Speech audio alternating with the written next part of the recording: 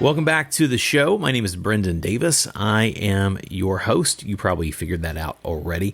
We are cross-posting this week, and by we I mean me, on both of my long-form solo podcasts, on If I Knew You Better and also Big Fish in the Middle Kingdom, my original podcast.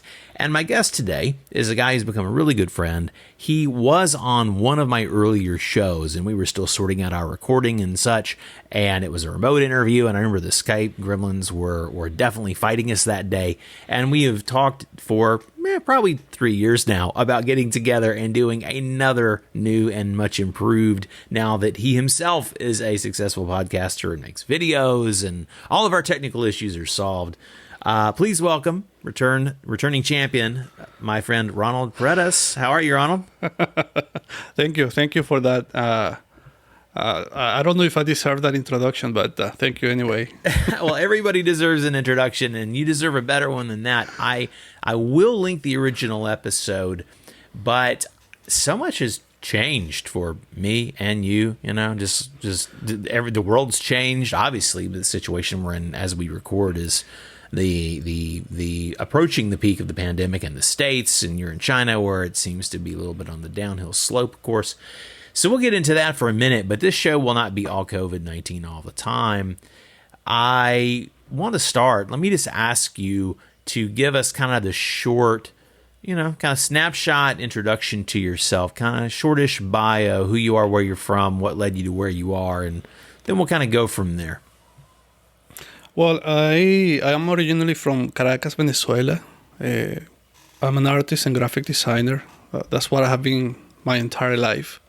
My father was an artist. My mother also an artist. Actually, that's how they met. So this is what I have been doing basically my entire life.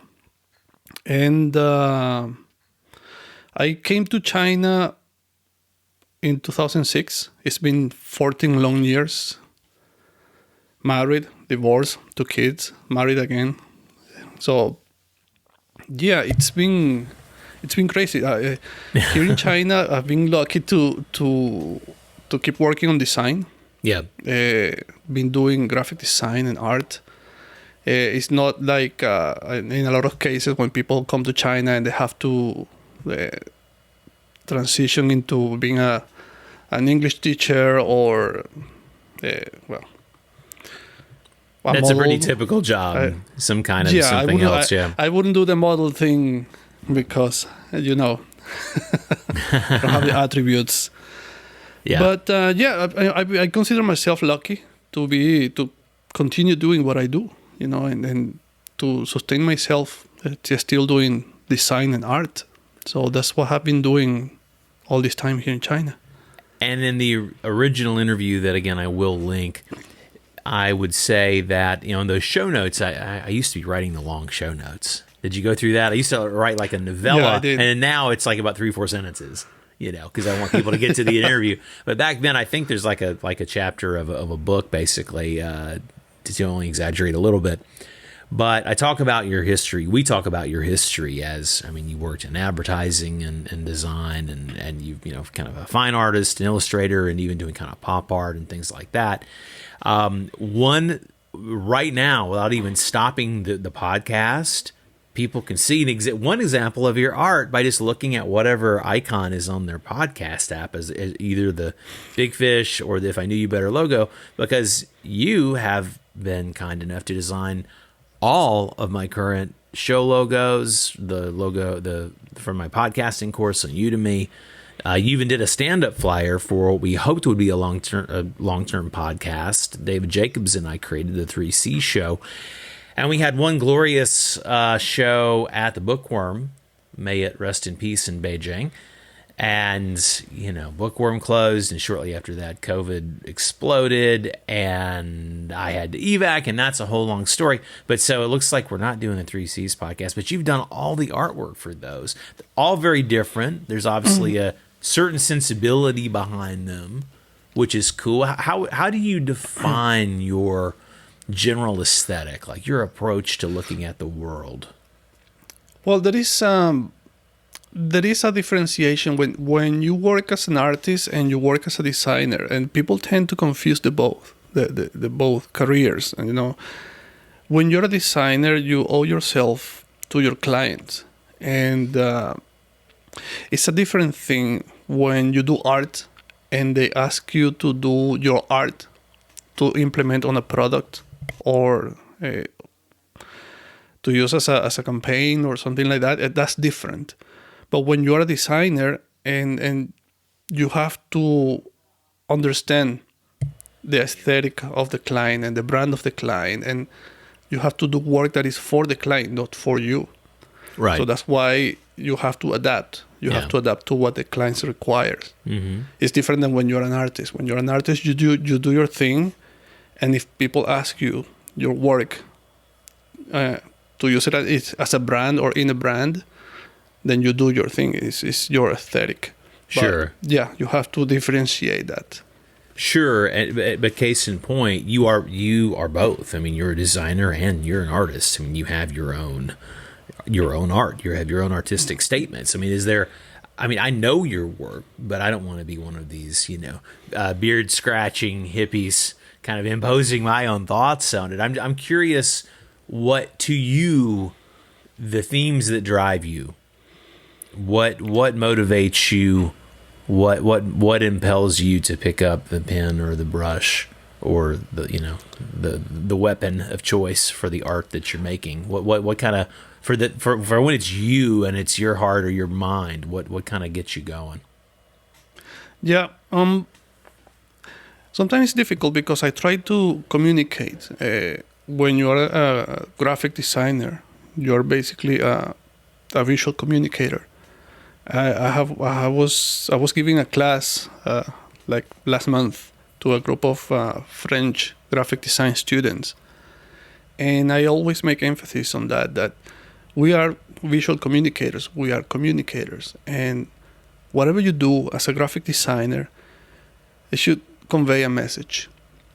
So it's not only about producing beautiful images or producing beautiful pictures, but conveying a message, transmitting a message. And sometimes it gets difficult, and you have to understand how to work with the codes of the mind, like I like to call it. Colors work in a way, symbols work in a way, shapes, composition, they all convey a message, and you have to be able to manipulate all this stuff. So basically, I try to pay attention. I always try to keep my eyes and my ears wide open and pay attention to what the clients wants to communicate, or what I think. Sometimes, in many cases, the clients, they have no idea. They don't know what they want to say or how they want to convey a message. And I have to help them. And I have to kind of build a message around their brand. So that I have to help them. In the way, to do that, I have to understand where they come from and where they want to take their brand to. Well, that's a great answer, but I think maybe my question isn't translating properly. I'm asking, besides your design work, for your own artistic work, this represents Ronald Paredes' heart. What are the things that you do for yourself? Forget no client. You're the client. It's something you want to do. Yes, as an artist, what is your? I appreciate that answer. You answered the next question first, so yes. But I'm curious about you as an artist, because I know. Look, let me point it in the direction I'm trying to elicit a little more information. You obviously care about, socially progressive issues, women's rights, and your story is quite a story. I'm going to ask you to kind of give the short version after I want to talk about some art first, but your essentially your escape from your home country during the situation there. So you're dealing with these issues of displacement and belonging, and I don't want to put too much on it, but please put some stuff on it. I want to tell people what they can kind of be expecting to contemplate if they go to look at your work, like your actual artistic work. Yeah, you're completely right. But in the same way that I try to communicate messages with my work, I do it as an artist, and I think art is a form of communication that have to be explored. It have to be, used to convey messages to the people. I try to do the same with my art. So every time I'm very sensitive about issues regarding homelessness, regarding injustice in society, women abuse. I'm very sensitive to these kind of issues. Of course, the social turmoil that we're having in my country right now, it has a lot to do with this situation. How I want to communicate what is happening in my country or what is happening in society in general. I don't do too much work related to my country. Yeah, I've noticed that there's a lot of China when you can identify. When I can localize it to a place, it's clearly China. But you've lived there for a while now, so that makes sense. Exactly. I try to be more general in how general issues in society. Mm-hmm. So I have a series about women abuse and because here in China we have seen how difficult it is for Chinese society, for women in Chinese society. How difficult it is sometimes for women to get the respect that they deserve. So I have a series of drawings and paintings about this because this is something that I wanted to attack, something that I wanted to talk about. Another series that I have is about war and peace, and a little bit. But living in Nanjing for a long time, I was quite sensitive to the issue of the Nanjing massacre. Right. And I was trying to say, in a way, that this is not only something that happened in Nanjing, it keeps happening today around the world. Yeah. And it is, of course, it is a horrible thing, but it's something that we tend to forget, Yeah. We talk about these issues, and they seem so foreign, so far away. Yeah, I mean the Nanjing massacre was early days World War II, and it's before the U.S. was even in the war. So from a Western perspective, we often, I mean, it that is one of those unfortunate landmarks in China's painful history that we do learn about briefly. But of course, I mean, at least way back in the dark ages when I was in school, it wasn't the focus because, at the time China was not even really open. China was not open when I was in. I mean, I'm 52. I was already. I was already in. I was through. I was coming up on. I was in middle school basically when China started to open, to the world 40 odd years ago. So how long were you in Nanjing? How long have you been in China, basically, specifically? Yeah, 14 years. 14 years. I was 10 of those years, 11 of those years in Nanjing. And have you been in now? You said you're in Nantong is the nearest city to you now, and that's still a relatively small China. A small city for China, so it's probably only 8 million people. Yeah, it's a second It's probably the size tier. of Los Angeles, basically. How big? How big is Nan? Yeah, it's a small place. It's the size of Detroit. Actually, Nantong is 5. massive. How big is it? Do you know? I'll look on the internet while you're talking. Your next point. I don't know how big, but you have to drive a lot. You have to drive a lot to get anywhere. It's pretty spread out. And it's a pretty important city. It's a port city, Okay. and it's I've never north been from there. Shanghai. I sort of have a vague sense of where it is on it. I'm assuming that it's. Am I correct to assume that it's south of?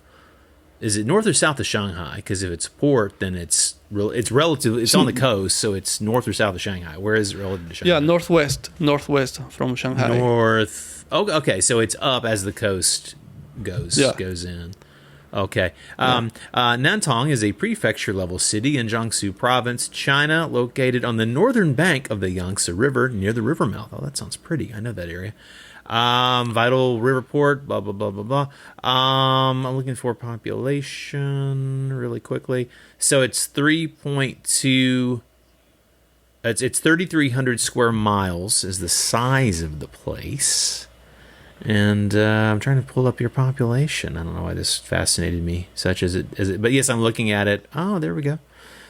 So, population. Wow. Okay, I was kind of kidding.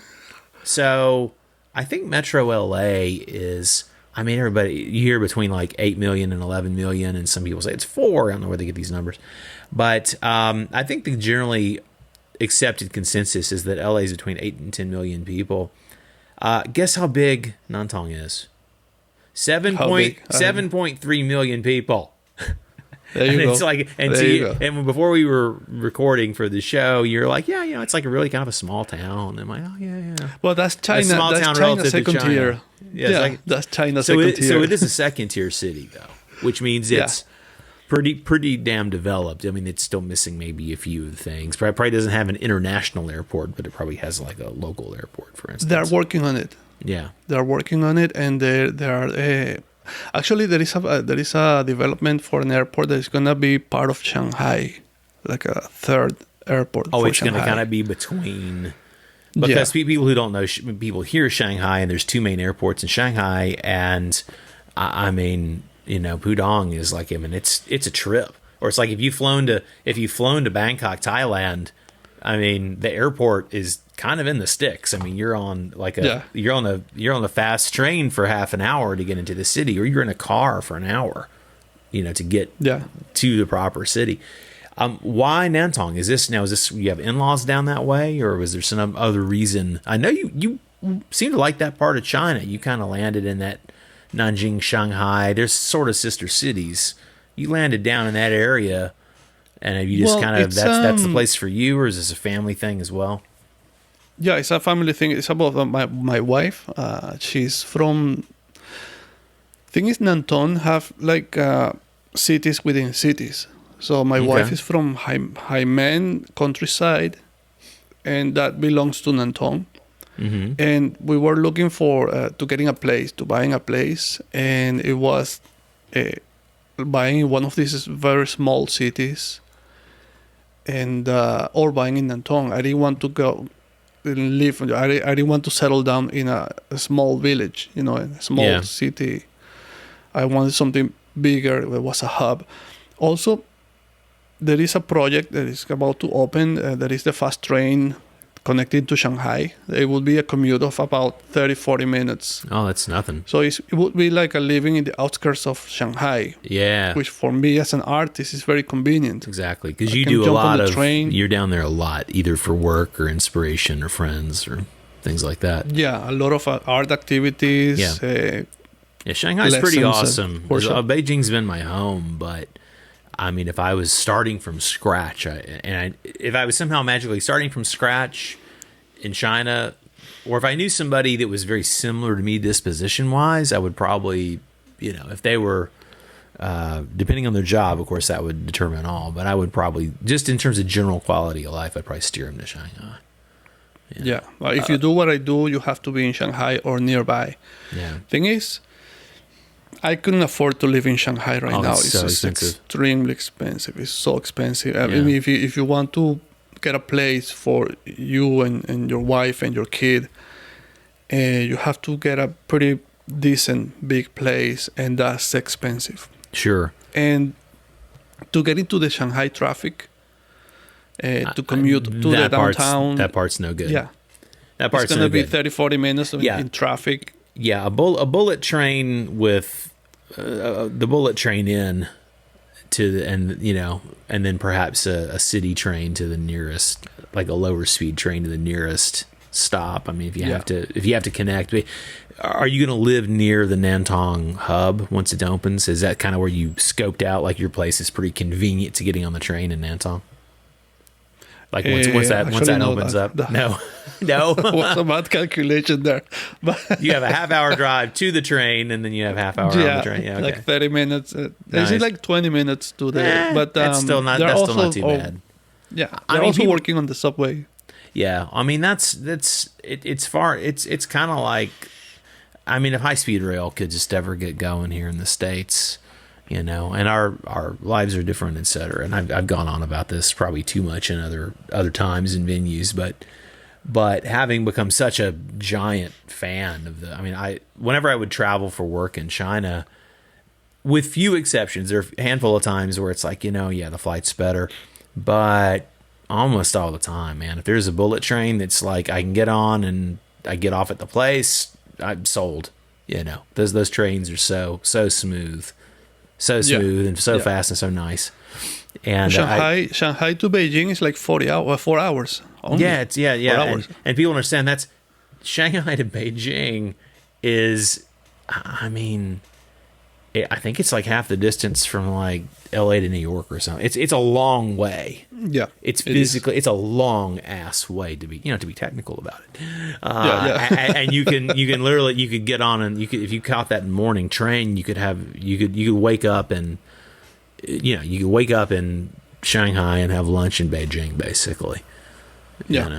Or vice versa, which is pretty cool. It's very convenient, and you get into downtown. I mean, you don't have to go to the airport and then take a taxi back to downtown. No. Yeah, God, that airport.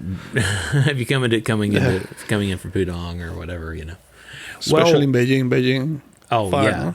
I haven't been to the new one yet. Have you been to the new fancy one they just opened? No, I haven't. It's way south of the city. It's like, the current Beijing airport is northeast, and people who live in the center or to the west or south of the city go, God, it's so far.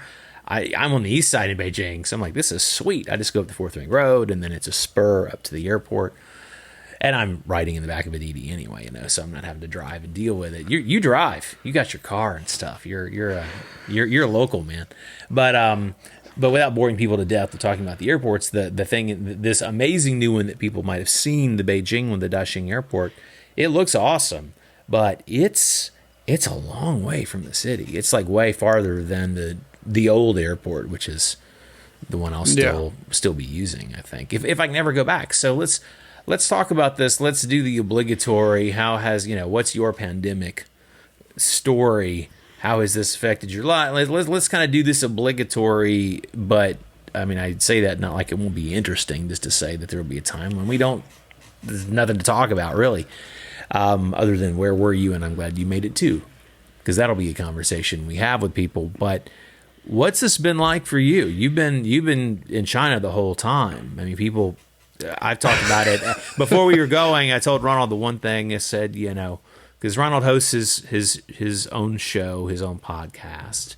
and we discussed even kind of maybe tag teaming and trading. And I'm like, the thing is, a lot of what you might ask for your show is stuff I've talked to death for my listeners. So I don't want to do my escape from Beijing story, but what was you've been there, man. What's been your experience with all this craziness? I laugh because there is a meme running around in the internet that says that how is quarantine for designers? It's pretty much the same. oh yeah, your life is the same. It shows like before quarantine, after quarantine, the same. The guy or the gal chained to their desk and. Yeah, for graphic designers, we don't go out, we don't sleep, we just.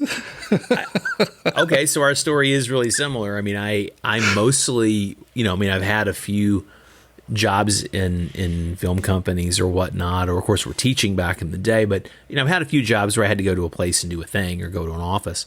But I've mostly, on the balance, I've mostly worked for myself, and even if I had an office, I typically also, I've always had a home office also. And the majority of my life, the majority of time, at this point, it's crossed over to where it's definitely been work from home. Yeah. Yeah, but I can tell you, we have our apartment in Nantong, but we decided to spend the quarantine time with the in-laws in the countryside. And my in-laws, actually, I'm in a farm right now. Oh, cool. And it's surprisingly quiet today. And you cannot hear the animals. When we talked about this, you were saying, it could be tricky because, my mother-in-law's a country lady, and you kind of hear coming from down the block, and just animals. I was expecting to hear like, I thought you could be like Dr. Dolittle down there. It's surprisingly quiet today. It's working totally great, quiet. but it's loud on my end with a fan from my MacBook. It's quieter. Yeah. You're on a farm, and it's quieter than me sitting here in a studio environment with a MacBook that won't shut up. But yeah, so you were mostly raised goats, and it was a different experience in the countryside than in the city because we are in a way we are isolated. I mean, from where we live right now, where we are to go to the store in the village, you have to drive like 5-10 minutes to go to the supermarket, and that is like the place of interest in the village, the supermarket. That's like the hub of the social activity is go to the market, and you see people, and people see each other. Exactly. Oh yeah, and then they go back home and see each other. 5-10 minutes, and we thought we are isolated here, we're safe. Yeah. But they found people infected here, and they completely closed all the access to everywhere. Okay. And it was crazy. Well, tell me about that, because see, I've heard these tales, and as much as you don't have to belabor it, but I mean, I'm really curious to hear what that was like. So you were in the village when some cases were discovered, and then they're like, okay, no ins and outs. No ins and outs, but like deliveries. Could you get like Taobao coming in, things like that? That's like the Amazon for non.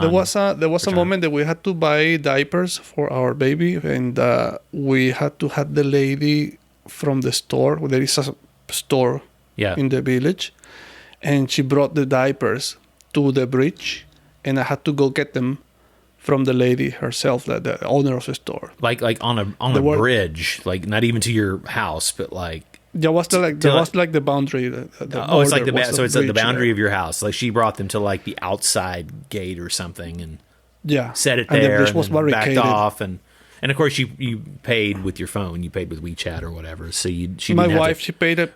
So she didn't have to trade money. She paid her through electronic stuff, but no deliveries, no Taobao, for people who are not from China, is like how will be the it's like Amazon, it's basically it's like the Amazon or for eBay, so it's pretty awesome.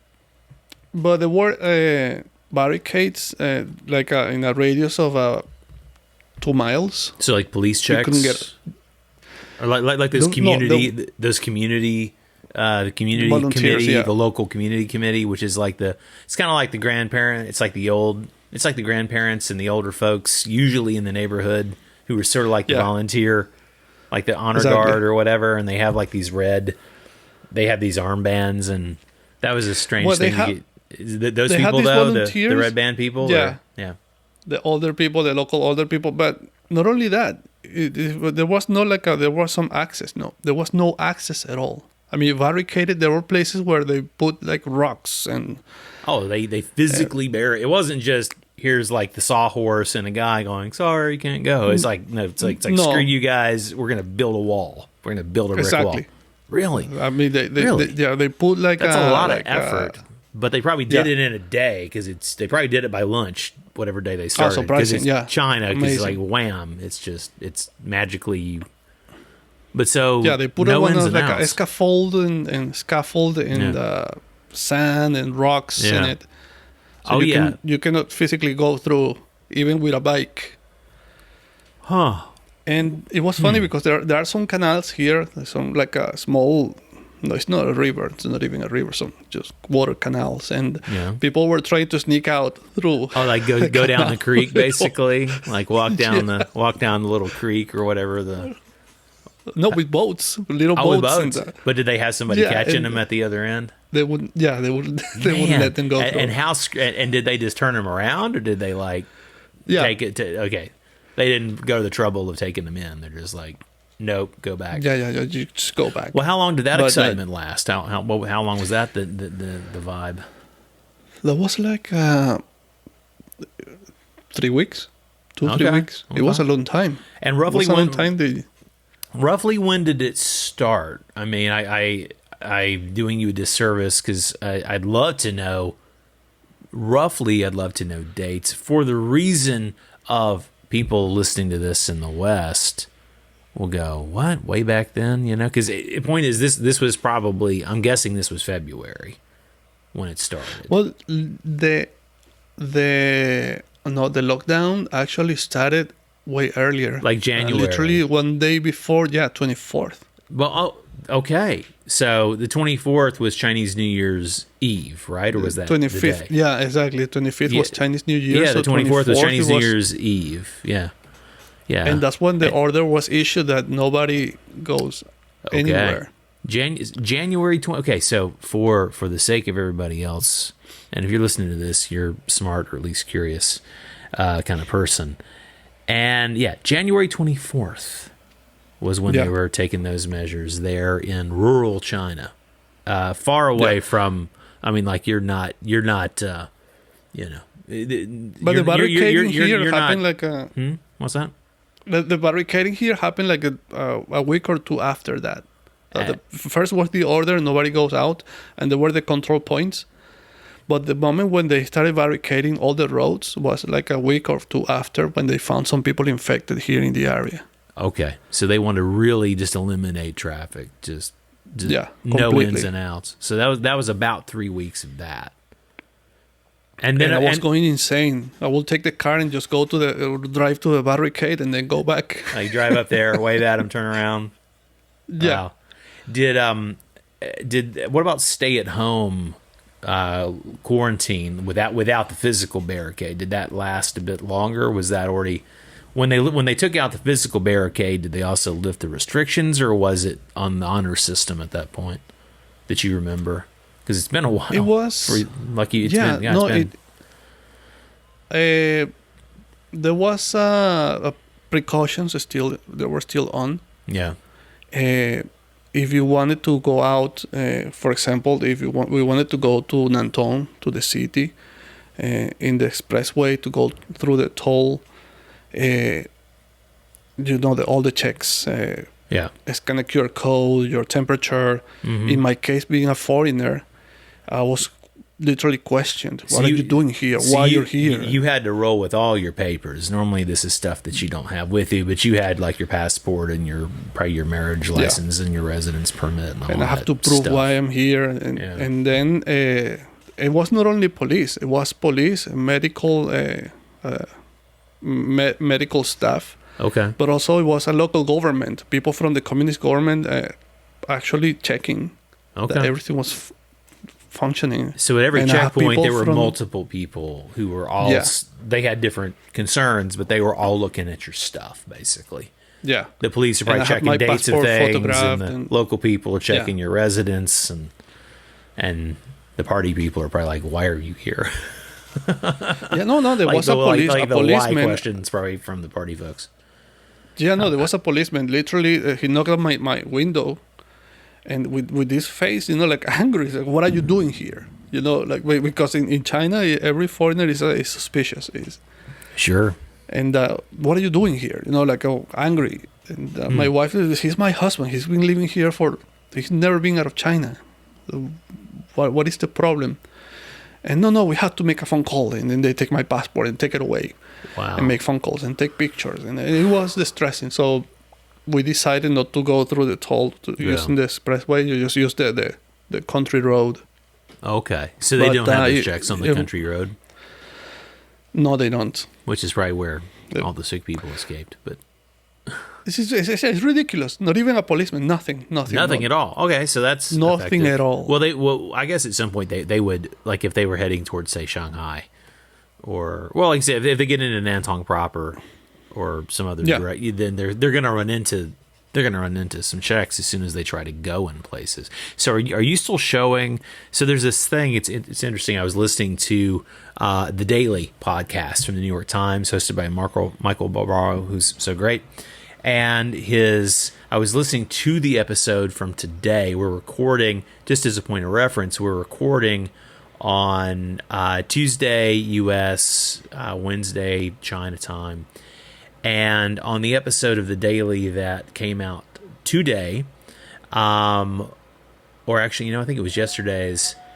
It was actually yesterday's episode, but I listened to it today. Donald McNeil Jr., who's a science and health reporter for the Times, talked about understanding our path out of lockdown in the U.S. And one of the things that he said, and of course the host's role is to be a bit credulous and ask the questions even if they themselves actually know the answer they're asking on behalf of the listener. So the host asked the guest, this is the April 20th episode of The Daily, really good, really interesting interview, although for you it'd be like old news. But they got to the point where the host was asking this guest, who is esteemed and has covered pandemics for decades and one of the leading experts as a journalist about this stuff, what's it look like and what can we look forward to or get ready for? And among the things he said were things that I know are old school in China. He was saying, like, having some kind of like a digital certificate to prove your whereabouts and your health check and being prepared to show it at any given time. And he mentioned this, and he ended up saying, in China, there's, a QR-based app, and it's through WeChat, right? It's like a QR code, but basically you have a app now that shows green, yellow, or red, which anybody who knows what a stop sign means understands what that means. You need a green to go anywhere. And if you got yellow, it's going to be some questions, and red is like, you're not supposed to be on the street. You're supposed to be in treatment somewhere. So basically, what it does is that it records where have you been, and if you have been in places of risk, you risk to be infected. So, but using your location, it tracks your GPS. Your records. It's a cooperation with the idea of data privacy, and I mean it's kind of a joke in the West, but there's no pretense of it in over there. So so the cell provider is like, here's where they've been. Here's all their data points, every bit. Yeah. They walk 13 steps and they made a left, and then they're it's like every single thing. And so, but the good news is, that it's at least. I mean, it helps. It helps. Yeah. I mean, it's one of these draconian things that. It's an invasion. It's invasive. It's intrusive. This is that slippery slope that everybody talks about, because it's like we're both sitting here saying it's a good thing and it's necessary, but it's also an invasive thing. And of course, you see how it just underscores that you have absolutely no real privacy. One of the things that I was telling my wife when we were in the peak of the pandemic here is, I'm really worried that this thing really go to the West. Yeah. Because people, they are not going to be able to handle it. And because of the mentality, people don't understand how this thing works. And people in China or in Asia in general, they're used to deal with this kind of stuff. Yeah. But we in the West, just the fact that we have to use a mask, I know, is weird. We don't. And people telling us what to do and stay home and isolate yourself. What? Yeah. No. So it can get messy. And you're seeing it right now. I'm as you're saying it. I mean, of course, we when doing shows, I'm sure you do the same thing. And like, we're using video just so we can see each other. The audience won't see it. But you use nonverbals. When somebody's on a point, you want to continue. You give them like please, more. I was just doing that like crazy to Ronald, because I've been saying that. I mean, I was asked months ago. That's like, unfortunately, I think my countrymen and women are neither psychologically nor logistically prepared for this to go smoothly. And then, of course, you see these hillbillies, give us our freedom. We want, the social distancing protesters. It's like, okay, well, there's not about anybody. Darwin's waiting room, right there. Yeah, people don't get it. This is not about anybody taking away your liberties or your freedom. This is not about that. This is a very serious virus. Yeah. It's very easily spread. Mm-hmm. It's very contagious. It's very resilient. Yeah. And if you don't take these measures, you could literally die. This thing kills you. Have you known anybody kind of close-ish to you who is either really messed up with it or who succumbed to it? I mean, I'm asking you to tell their story or violate their confidence, but I've had a lot of friends. I've had quite a few friends who had it but recovered, and I've definitely had a lot of friends of friends among the wider circle of people. Yeah, I mean, there's all kinds of people that have died that are like one step like two steps removed from me, like my friend's friend or relative, and it could be, yeah. I mean, if it gets you, it's nasty. It's really, really bad if you're on the unlucky end of the draw with that. So and people were talking about, do not want to get old it. people. I do not want to get it.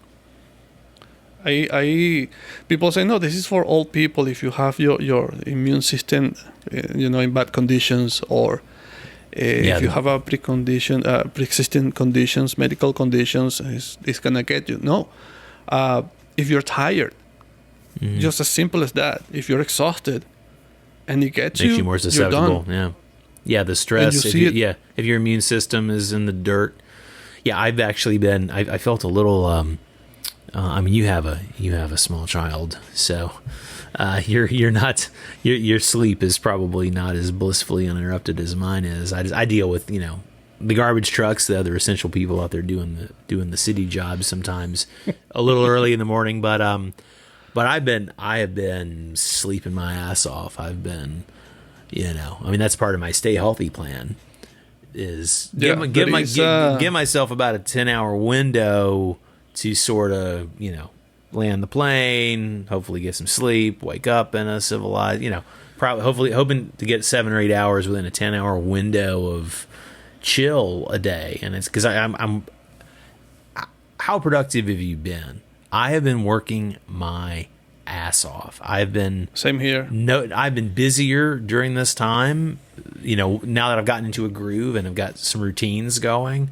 And it's not just busy. I mean, I'm doing stuff. I'm delivering stuff. I'm checking boxes off lists, and it feels great. Yeah. So other than being broke, because a lot of this is fulfillment of other things, or it's prep. It's essential prep for future. It's basically I'm doing a lot of things that equate to future money, but you got to do it. It's like things you have to do. How about you? How are you surviving and thriving and doing your thing right now? Well, this is a thing that took everybody by surprise. And this is the literal case of saving for a rainy day. Yeah. If you're not able to do that, I mean, you're done. I know a lot of people who lost their business. People who were doing very, very well with that, making a lot of money, and they lost contracts of millions of dollars. Yeah. So imagine for average people like me, I'm self-employed. I don't have a regular income. So I have to, do whatever it takes. Now right. I'm doing online courses, and I'm preparing workshops to do online. I just released a free drawing lesson. Yeah. Drawing courses. I was going to link that. Talk about that a little bit. What it is and... I mean, it's a cool thing to do for this time right now. It's a cool thing to put out there for folks. So my idea is also having kids. I know how difficult it is having kids around without going to school and nothing to do. You cannot work. You literally cannot work having kids around jumping on. I talk about this with Kevin Geiger. And he's super dad and loves his kids. I mean, you guys get along in that regard really well. But he and his wife work together, and now they're stuck in Taiwan. Yeah, and the two little girls, man, and they just got one of them in first grade. So or it's horrible to tell you. You have your kid. My 3 years old. He's so funny. He comes here and he literally closes my laptop and pulls me by. Enough, Papa. Enough. And it's horrible to tell the kid, leave me alone. I'm working. You just don't do that. Yeah. So you have to rearrange your time and you rearrange your life to make space for your kid that is bored, for your wife that needs help with the kid. Mm-hmm. Maybe she's also working. Right. It's difficult, So my idea with this course is that to give to people something to do while they're in quarantine. Maybe they can do it with their kids, or maybe they can do it. They can put the kid to practice drawing. Mm-hmm. It's something very simple, very basic, but it's also a way for me to drive traffic to my website and to drive traffic to the other stuff that I want to sell. Right. I have, and I'm not asking money, people, but I'm asking like if people can contribute somehow, or have a Patreon account, and I have my PayPal thing, and Yeah. I just set it up in my website. So yeah, it's Kind of a suggested donation sort of model where it's like, if you find value here, please. Because I know we are all in the mud. We are all in the same situation, and to be asking, I don't feel good about. Send me money. Yeah, no, I made a joke with somebody the other day. It's like it's probably a little crass to start a GoFundMe page for myself at this point in my life, but I am considering asking my mom for my allowance back. Considering seeing if I can get $5 a week or something if I virtually mow the lawn. Her husband takes care of the lawn, so there's no angle. I got no angle. but you. And although sorry, go ahead. No, and although in China the situation that with the coronavirus has, the government said that it's over. They had it controlled. Yeah. But we're right now talking about a second coming, a second wave, and more people infected. Mm-hmm. And people are back to normal, but they're very cautious, and nobody's spending money. Nobody is, extra buying stuff. So people are being very, very careful about how they spend money. I was in a conversation last night. I'll protect the identity of the person who told me, but I understand that Chaoyang District is basically locked down because there's been like a sudden rash of outbreaks, as in like yesterday, like just happened as we record and this. And they're not releasing those numbers. So by the time that this comes out in like 3 days, who knows? It's maybe they've tracked it and got a handle, or maybe who knows? Hopefully it's better, but. Yeah. So from your perspective, I've gone on about this a lot on my end. From your perspective, you're a fellow, you're a fellow foreign friend living in China, and you see what's happening in the outside world, and you're sitting there with your knowledge that you're just describing some of. But when you're looking at the world's response, what are you seeing are you seeing anything positive? What are you seeing that's the patently obviously stupid responses are fairly visible, but what are you thinking about this whole situation? And we're gonna circle back to a broader China conversation after this. But for first question, what are you thinking when you look over here? I imagine you go, "Yep, expected that kind of." Don't put words in your mouth, but we've had conversations offline. I wasn't expecting the protesters that we're seeing I wasn't expecting that. That is like beyond imagination to me. That is beyond ignorance, because I knew that we were not prepared for this, and I knew it would be difficult to handle it. If you don't take them, I'm not justifying the Chinese government or the way the Chinese government handled things, because it wasn't ideal or perfect. But the way they tackled the situation, it was the only way to control it. If they didn't do it in this way, it wouldn't have been 5-6 months, not 2 months. It was. So it was necessary. I knew it wouldn't be the same in the West, but to see people protesting, I wasn't imagining. I'm rather disappointed, know. And I'm scared to see how ignorant people can be and how selfish. Sure. To see one of the protesters, he was protesting because he wanted to have a haircut. I mean, come on. Yeah. You have to be kidding me! A haircut. Yeah. No, so you're willing to risk your life for your looks? I mean, you have to be beyond ignorant. And if it's the guy that I saw, then he's got other issues with his looks to worry about. Not to be too snarky, but his hair is the least of his problems. If it's the guy that I think I saw, exactly. I saw a clip of a guy saying that. So the hair was his strong suit. He needs to move on to other issues. Then on the other hand, you have people in Peru who lost all their lives, all their jobs, and they're walking back to their towns in the middle of the pandemic because they have no way to make money, they have no way to pay their rents, they have no way to feed their kids. and they're walking back to their towns. Yeah. And, in the middle of the pandemic. Yeah. And you have people in the US protesting for a haircut. Yeah. Because they cannot get a haircut. I mean, we have to get some perspective here. Yeah. It's very disappointing to see this stuff. Yeah, I am quite horrified by that as well. And one thing that I've been saying to people, I'm curious your take on this, but I thought, and I still think this is the case, but it's not going to be sort of the semi-idealized is the wrong word, but I'll use it as a placeholder, and I think people will be able to get the more nuanced point I'm trying to find the right word for. But this is one of those we haven't had a globally relatable, unifying, we haven't had a globally relatable event in 100 years. Spanish flu. We haven't had a thing that's touched the entire world remotely like this. The closest was Ebola, and it wasn't. Well, but it was local. Nowhere near this. There was some panic in some other places, but it was still regionalized. It was terrible for those people, but it was managed to be contained. So I'm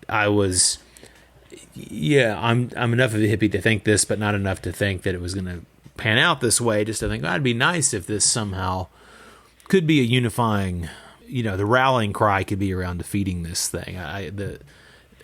You and I have had a lot of conversations offline that we would keep offline about details about political thoughts of lots of places, but where I stand vis-a-vis President number 45 here.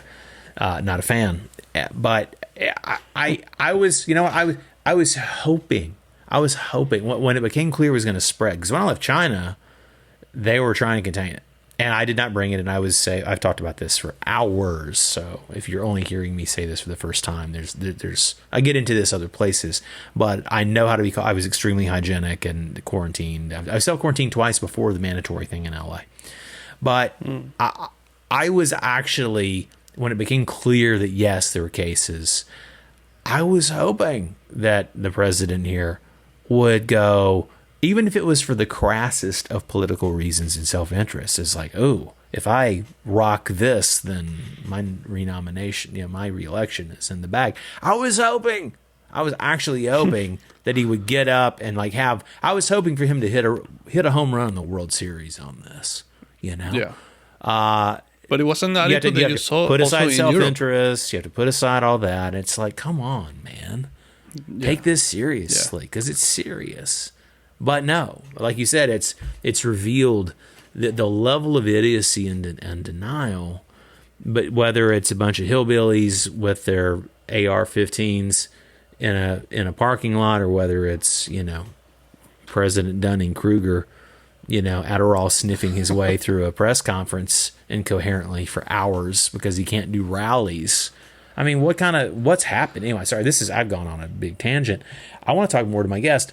In terms of your thoughts, vis-a-vis China stuff, you've been there 14 years. You guys got stopped, and your wife's like, to the guy, it's like, he hasn't left China. He's a resident of China. He's been here a decade and a half, What are you thinking sort of longer term? Listen, this is not... okay, I got to put it this way. This is not a place it used to be 8 years ago. You know what? There was this friend of yours. He was talking about this, and I answered to his post. I said, we used to live in a country where you used to think that you were part of something. And there was these promises, development, and, the country was shaping up to be the most beautiful and amazing country in the world. And the foreigners, we wanted to be part of that. Mm-hmm. And we were trying our best to contribute to that. And then we had to find out that we will never be part of that. Yeah. And no matter what you do, and no matter how long time you spend in here, and how good you do to society here, how many contributions, you always will be a tourist in this country. This is not your home. Mm-hmm. And now they make sure that you understand that this is not your home. Yeah. So that's basically what it is. And I'm 45 years old, and I don't feel home. I feel I'm floating. Yeah. Going back to Venezuela is not an option. Right. We all know the situation there, and that's not an option. So I'm pretty much no. I don't want to say homeless because it sounds selfish. Being people who are literally homeless, but I don't feel that I can settle down. I have a place where I can settle down because it's becoming increasingly difficult to do anything here for foreigners. Before, you can go to a bank as a foreigner in China. You can go to a bank and open a bank account in the morning, and you're settled. You can't do that now. You cannot do that anymore. Even to get a telephone line, you can't. You can't get it, or it's a very difficult process compared to what it used to be. It's difficult. You can get it, but you have to go to a specific place and you have to submit some documents, and it is difficult. Right. It's difficult. It's becoming more and more difficult to do anything as a foreigner. So it's not a place where you feel welcomed. It's not a place where you feel. In general, the mentality of the people during the pandemic, the government releases an opinion poll about giving foreigners who are living here and working here in high-end, high-level jobs, give them residence. And the response from the people was... Yeah. People was outraged. Yeah. How dare they give residence to foreigners here? There will never be Chinese. People are literally angry, about the idea of giving foreigners who are living and working here a residence, Right. not even a nationality. Yeah. So there is this atmosphere in general of people of resentment and rejecting foreigners, and you can feel it. You can actually feel it, and if you talk to people are just fleeing, running away from China because of this sentiment that is brewing in the society. I've been seeing that a lot. And again, I didn't leave with the idea that I'm fleeing for good. I was coming back. I was going to come back for work anyway. Again, I detailed this in other shows a lot. And as a guest a lot recently. People have had me on to talk about this specifically, so I feel like I've ever talked it. But, at the time, we were getting ready to start a project actually in Paris. And so I didn't want to be stuck during the travel lockdowns. And so I just came on back and got to San Francisco and then, did the quarantine thing, et cetera. But at this point, like, I don't even know, I might technically be able to come back. I mean, I think August is the nearest possibility, and my lease expires mid-September. So I'll come back to move out, and meanwhile, I'm gonna have to pay the season. Do you pay the seasons of rent there? You have a house, but you also have an apartment in the city. Do you pay the 3 months at a time or 6 months? Yeah, exactly. Yeah. 3 months. The season of rent, the 3 months at a shot. Yeah, just paid 3 months of rent, and it will be at least that long before I'll see it again. Mm-hmm. So that's pretty crazy. That's pretty daunting. It's a nationalism that is very toxic, and you can feel it. And I just put a post on Facebook yesterday. There is this girl who she's mixed race, but she's Chinese. She has a Chinese identity, and she has a Chinese. Winnie Zhang Feifei. I saw I saw your post. And it's sad, it's sad because she's Congolese Chinese, and people tell her that you're never gonna be Chinese. You're not Chinese, and the abuse and the bullying, and it's horrible. Right. Horrible. Right. So having mixed race kids is also, worrying to me. Mm-hmm. My two kids, they're mixed race. Right. Probably because this girl is mixed with African, that they have this, Yeah, she types as black. A bit. She's a beautiful girl, and she's gorgeous, and she's super smart. Yeah, she's got an African father and a Chinese mother. And speaks much languages, and I think she graduated undergrad from some place like Boston University, and she's going to Johns Hopkins for something kind of high-minded. I saw the little article about her. And do you see that? I mean, do you have issues like have you had stuff with your kids, or you mentioned because my kids are beautiful. You mentioned what you get with like the why are you here? But your kids are, I mean, I've seen, photos of both of your kids, and they look enough Chinese that I think if people didn't look really closely, that I wouldn't think that they would. Yeah. Do you think they pass is what I'm trying to ask in so many words. No, they do pass. The little one, more than the big one. The big one, he looks more like his mom, more Chinese. Yeah. The little one he have like a bigger eyes. He looks more European. I don't know where he got that from.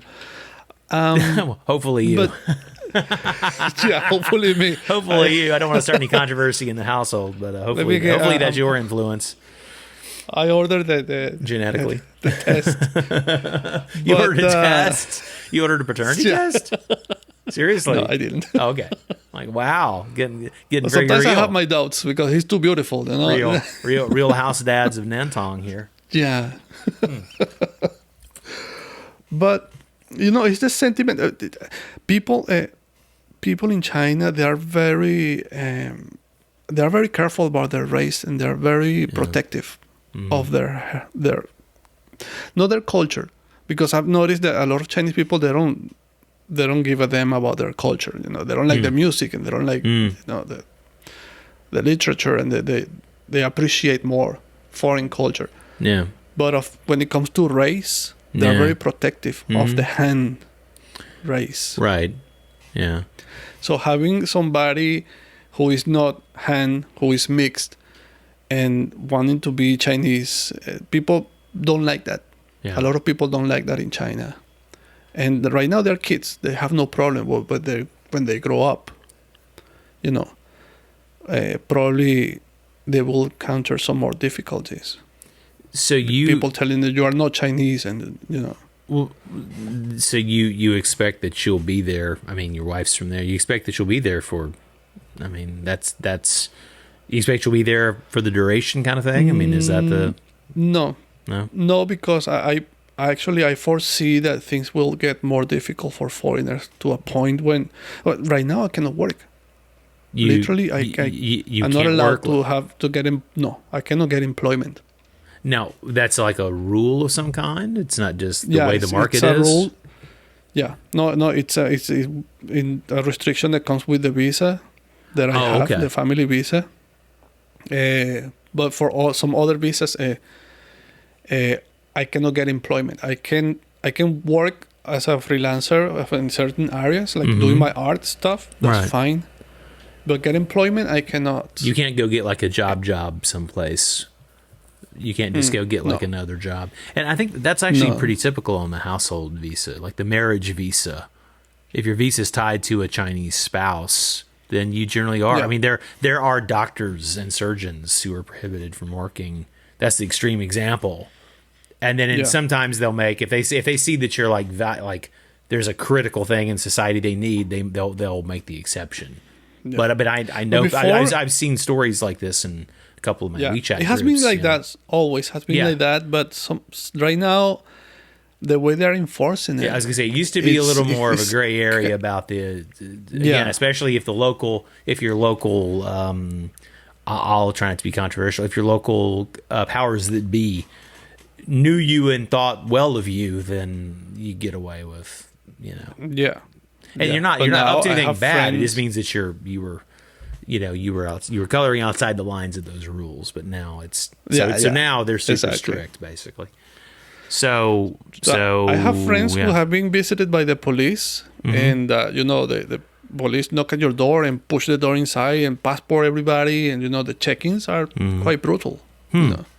They just come on in, or they. Yeah, and that didn't happen before. Yeah, so that's my point. I literally have never had at my place, and I kind of live in a little bit more. It's basically like old people who have kind of successful kids. I think is a lot of my neighbors, and then some young professionals. But it's skewing a little more upscale. I have like a tiny place and a little more of an upscale kind of development, and there's like multiple layers of security. and of course it's the cops. I mean, they can go where they want to go, but there isn't. There are very few foreigners there, so there's very few kind of suspicious riffraff for them to check on in the first place, I guess. But at least, I mean, so I've been gone since late January, and I understand that's happening a lot now. And I wondered if I've been missing that because I mean, of course. They know from your, when you fly in and out, I mean, it goes in a system. They can see that you're out of the country. But I never, ever had that. I never had a knock on the door, never had any of that at all. Like never once. But maybe that's just my local police station is actually pretty awesome. That's like about a block away where I have to go and check in for the, anyway. So the point is that those people are actually pretty, pretty cool. They're about their job. They're not about causing hassles. But I guess if they were told to go rouse some foreigners, they're going to go rouse some foreigners. Well, during the peak of the pandemic here in China, they called here looking for me. Okay. A couple of times. The local police station, they called my in-laws, just asking where I was. Make sure you're there.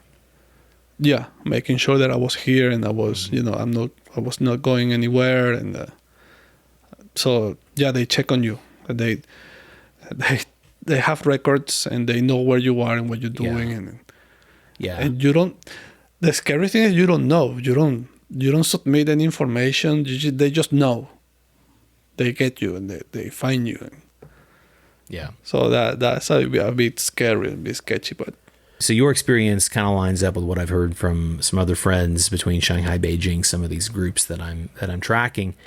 So you think it's only going to? Is it fairly consistent now? Do they check in on you now, or is this was like the peak and now it's kind of has the checking in on you slowed down? Was that kind of just like peak COVID, or is it still kind of an ongoing thing? No, it's more relaxed now. It's more relaxed now. They are not checking. They just called a couple of times to make sure that I was here, but they didn't keep checking. Okay.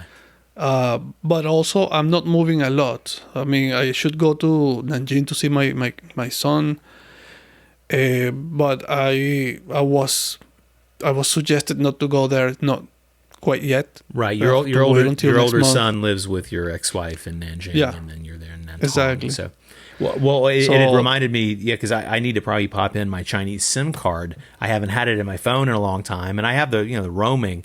But I probably need to check it and see.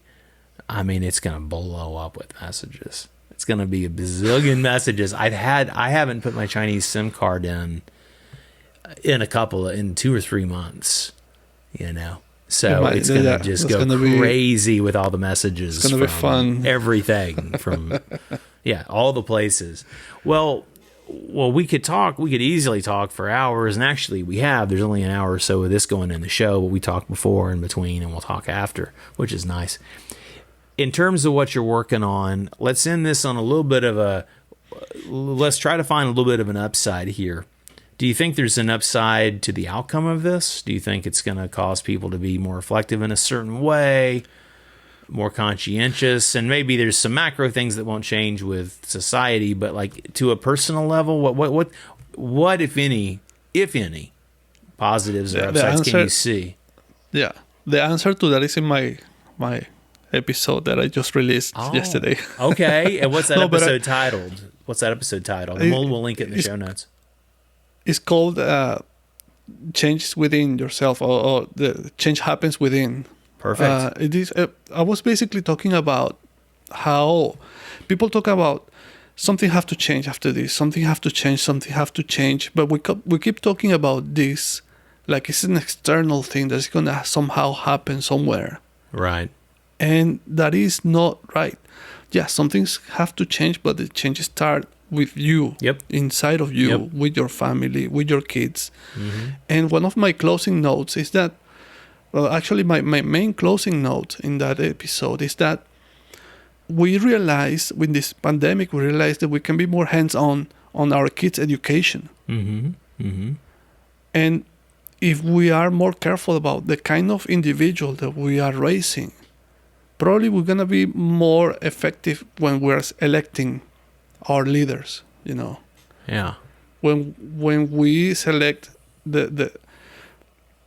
the future of our countries, people who are in charge of electing, you know, the presidents and the leaders, and what is the criteria? If we have individuals that are ethical, that have principles, you know, so one of the things that one of the positive things that I see is that we realize now that we can be more hands-on on our kids' education, how we are raising our kids. A lot of people have to do homeschooling.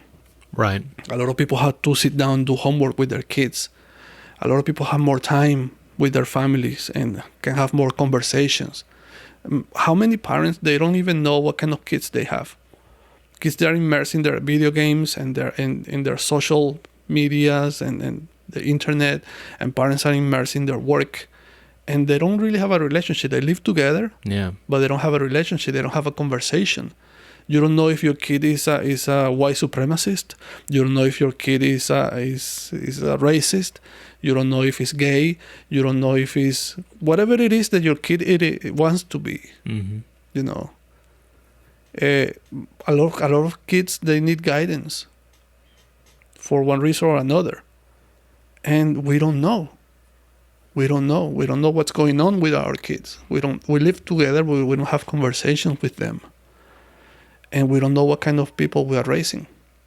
So that is a good thing that I see in this pandemic, realizing that we can spend time with our kids and have conversations and getting to know your kids and your family, and how you build or how you manage the time with your family. If we want to learn something from this, I think this is a good thing to learn. Well, I think that's a really great note to sort of leave it on. I think that's realistic optimism, or optimistic realism. And I think that's a good way to look at it. In terms of people finding you, your main website is still Mundosanto? Mundosanto.art. .art. Oh, was it always .art, or is that a new one? Did you get a new? I thought it was .com back in the day. I changed it. Nice. Mundosanto.art. I will, of course, link that in the show notes. I'll also link your current, as we record your current episode of the Creativity Roots podcast, yes, where you're talking about what you just talked about, as well as your new art course. What's your art course called? It's in YouTube. You can find it in the website. Just basic drawing with Ronald Paredes. Okay. And you can find it through the website. Well, I will put those links in the show notes and make it easy for people. Ronald, my friend, it's really nice to see you. I'm glad you're doing all right, all things considered. Man. Yeah. Same. Well, you look great. Keep doing what you're doing. Thanks, man. We'll talk to you soon. So, talk to you later. Take care.